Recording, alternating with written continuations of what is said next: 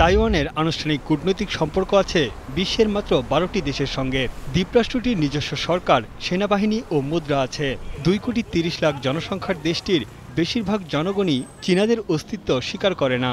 তবে বেইজিং দীর্ঘদিন ধরে তাইওয়ানকে নিজেদের ভূখণ্ড দাবি করে আসছে। দুদেশের সম্পর্কের টানাপোড়েনের মধ্যেই গত সোমবার শপথ নেন তাইওয়ানের নতুন প্রেসিডেন্ট লা চিং-তে। শপথ অনুষ্ঠানে 8 রাষ্ট্রপ্রধান এবং যুক্তরাষ্ট্র, জাপান, কানাডা সহ 51টি আন্তর্জাতিক প্রতিনিধি দল আমন্ত্রিত ছিলেন।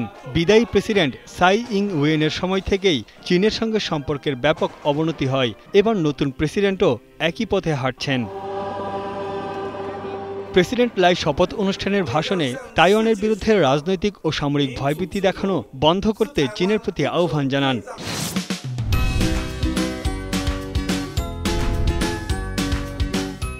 এই সময় তিনি বলেন, তাইওয়ানের সার্বভৌমত্ব নিশ্চিত করা হবে।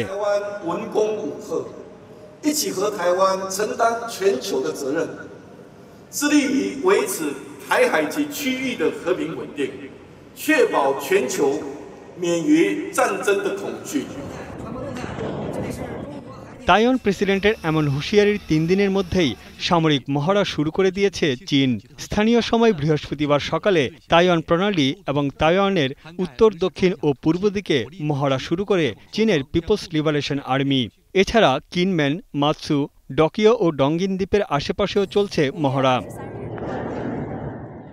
জয়েন্ট সোর্ড নামে সেনা, নৌ, বিমান ও রকেট বাহিনীর যৌথ সমন্বয়ে শুক্রবার পর্যন্ত এই মহড়া চলবে। সামরিক মুখপাত্র লি শি বলেন, তাইওয়ানকে চীন থেকে আলাদা করতে যারা উস্কানি দিচ্ছে তাদের জবাব দিতে মূলত এই মহড়া। যারা এই ষড়যন্ত্রে জড়াবে তাদের সবাইকে কঠোর শাস্তি দেওয়া হবে।